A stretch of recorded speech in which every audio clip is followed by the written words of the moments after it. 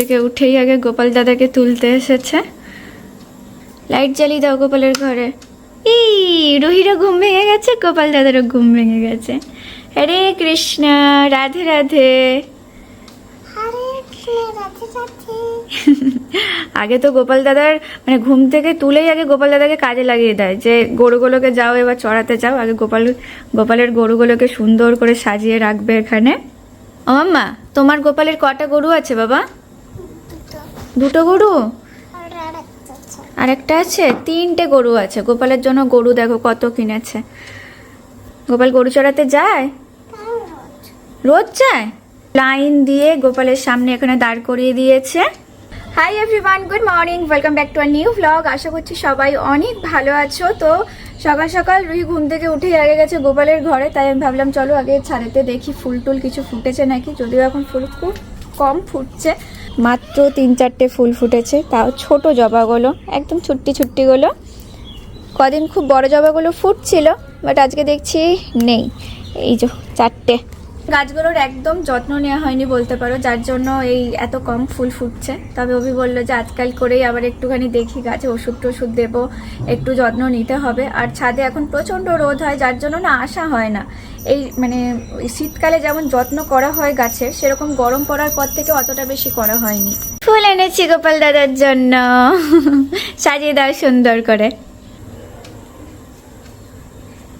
বাহ, খুব সুন্দর লাগছে।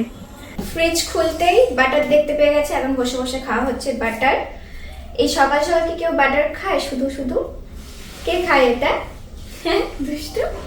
তাহলে আমি এখানে বসে বসে বাটার খাও, আমি রুহির রান্না বান্না গুলো সারি।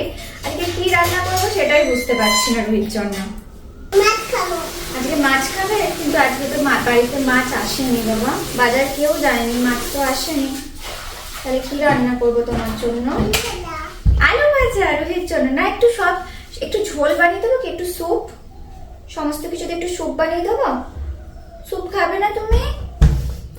এখন আলু ভাজা খেতে না খুব পছন্দ, মানে একটা বড় সাইজের গোটা আলু প্রত্যেকদিন ভাজছি, আর সেটা ফ্রেঞ্চ ফ্রাইস বলে ও এক বেলাতেই খেয়ে নেওয়ার চেষ্টা করছে। মানে রীতিমতো আমাকে লুকিয়ে রাখতে হচ্ছে যে রাতে আবার দেবো, থাক একটু অল্প করে। শোনো, দুটো জিনিস করছি, একটু আলু ভাজা আর একটু ঝোল। ওকে, অনেকটা আলু ভাজা আর একটু ঝোল রুহির জন্য বানাবো আজকে, হবে তাহলে? চলো তাই। আবার অভি কি আজকে নতুন বানাতে বসেছে দেখো, মানে এটা আগের বারও বানাতো, পুরনো। হ্যাঁ, কিন্তু এই বছর এটা নতুন বানাচ্ছে আর কি, প্রথম দিন বানাচ্ছে। তো এখন দুধ আমি সকালবেলা খাচ্ছি না, যার জন্য এই সমস্ত ড্রাই ফ্রুটস, ছাতু আর আজকে শুধু গুড়টা মিসিং আছে, তো সমস্ত কিছু এখন এখানে দিয়ে দিয়েছে। আর এটাকে এখন হবে ব্লেন্ড করা। এই ঢাকা কই? কি জানি, ঢাকা না দিলে বড় করে আমি দিতেরি নাও। ও অফিস যাবে, তার আগে এটাকে বানিয়ে দিয়ে তারপরে আর কি যাচ্ছে। কি ছিল? মশলা গুঁড়ো করেছিল না?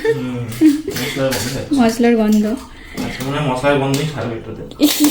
ঠিক আছে, অসুবিধা নেই। এটা গরম মশলা রেডি হয়েছিল, তো সেটার গন্ধ আসছে।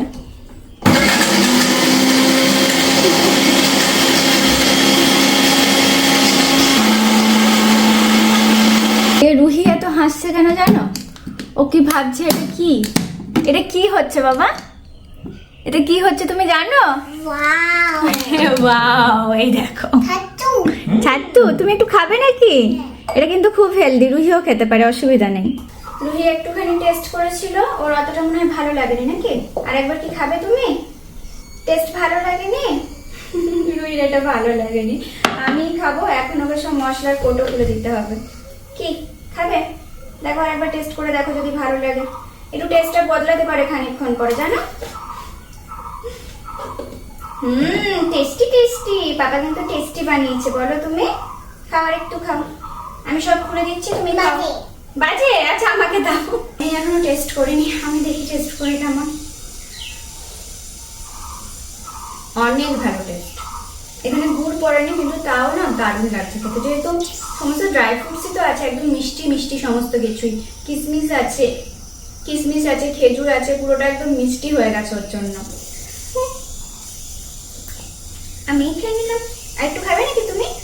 আর খাবে না। আর রুহির মনের ইচ্ছা পূরণ হয়েছে, মাছ চলে এসেছে। তো রুহি মাছ ভাজা খাবে না ঝোল খাবে? ভাজা, আলু ভাজা ওটাতেই আটকে গেছে। নাও মাছ এসেছে তো, তাহলে মাছ খাবে তো এবার। মাছ নিয়ে এসছে দাদা, তাহলে মাছ খাবে তো? মাছ ভাজবো? কনফিউজ হয়ে গেছে কি করবে গো। কাতলা মাছ রুহির খাওয়ার বেশ ভালোই হবে, আর ভাজা মাছ খেতে চাইছিল। এই দেখো মাছ, নোংরা বাবা, পরিষ্কার করবো তো।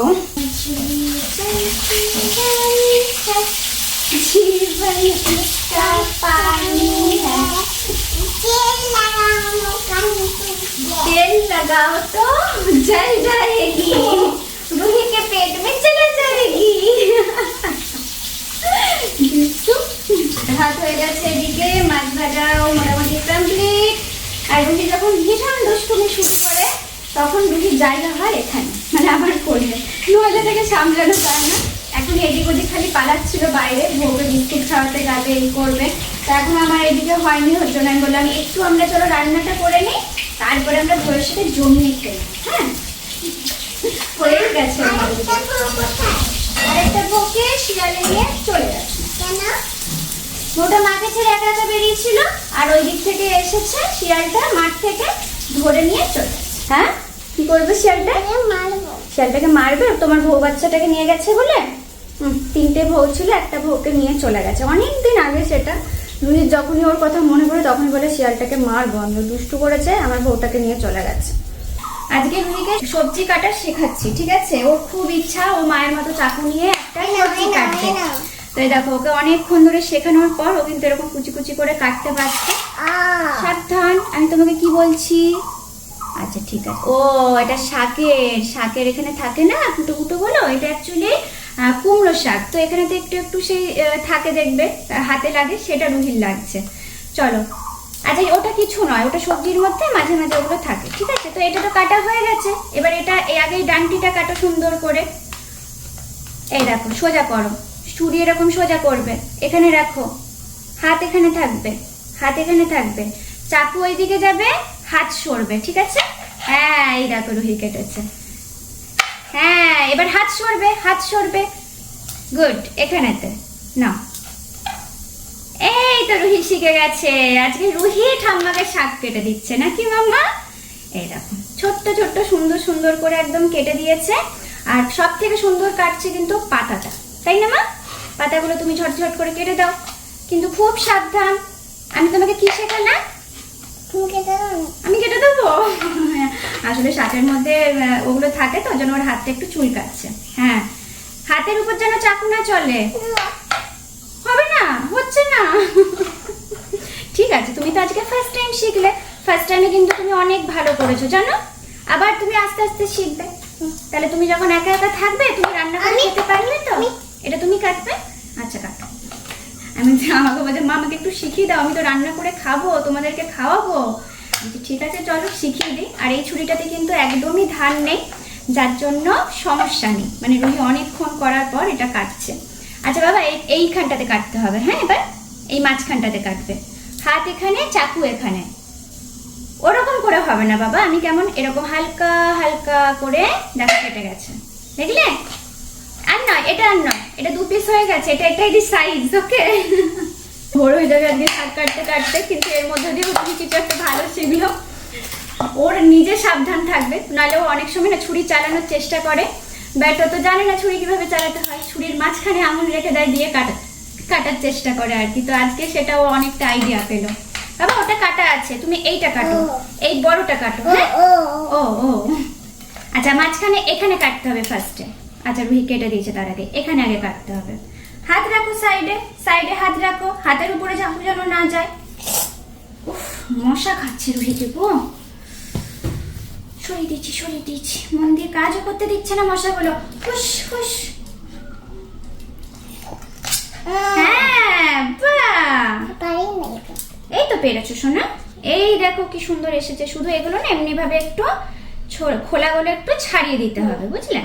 ওটা তুমি করতে পারবে না, ওটা আমি করে দিচ্ছি। তুমি আরেকটু বড় হলে ওটা পারবে। পেরেছো? বাহ, ঠান্ডাতে কাটো।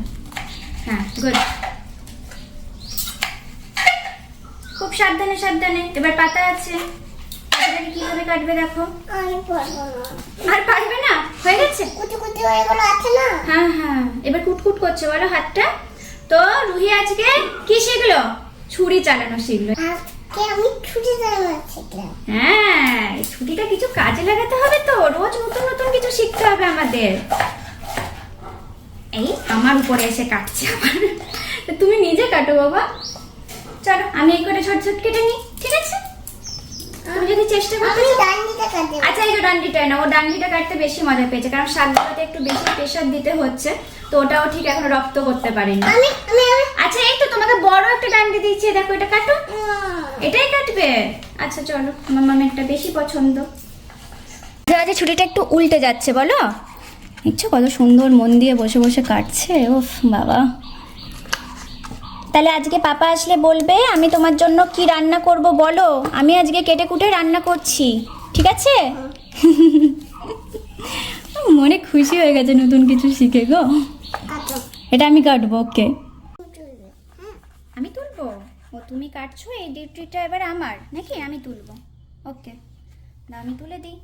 এবার তোমাকে আরেকটু পাতা দেবো, ওকে। তুমি পাতা কাটতেও শিখে গেছে এর মধ্যে।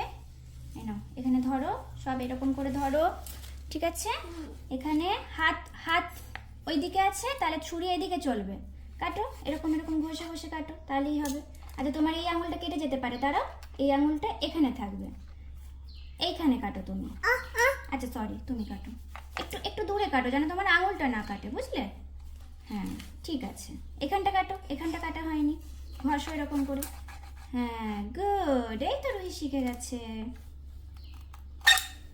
এই শাক তো পালাচ্ছে রে বাবা, সাবধানে, হাত আছে কিন্তু ওখানে, আঙুল আছে। হ্যাঁ কাটো কাটো, এই দেখো। বাহ, থাম। থাম।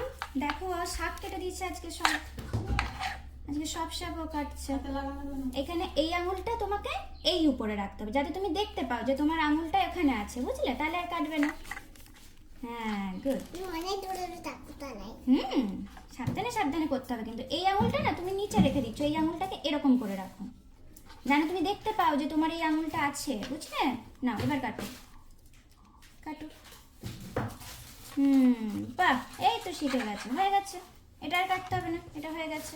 গুড, খুব ভালো কাজ করেছো। তেঁতুল কাটতে থাকতে নেই। এখন একটা নতুন গল্প রুহির পছন্দ হয়েছে, তেঁতুল গাছের শাকচুন্নি। সেটাকে খুঁজতে খুঁজতে আমার জীবন চলে যাচ্ছে। এই তো বেরিয়েছে? আচ্ছা। বসো বসো, এখানে বসো আগে। কাল রাতে রুহি তেঁতুল গাছের শাকচুন্নি আসেনি, ঠিক আছে?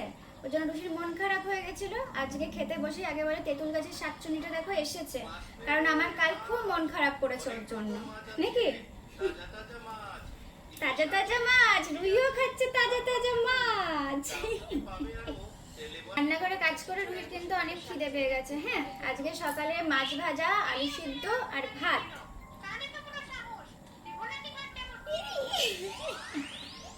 দেবনি কি গাছে মুচকে।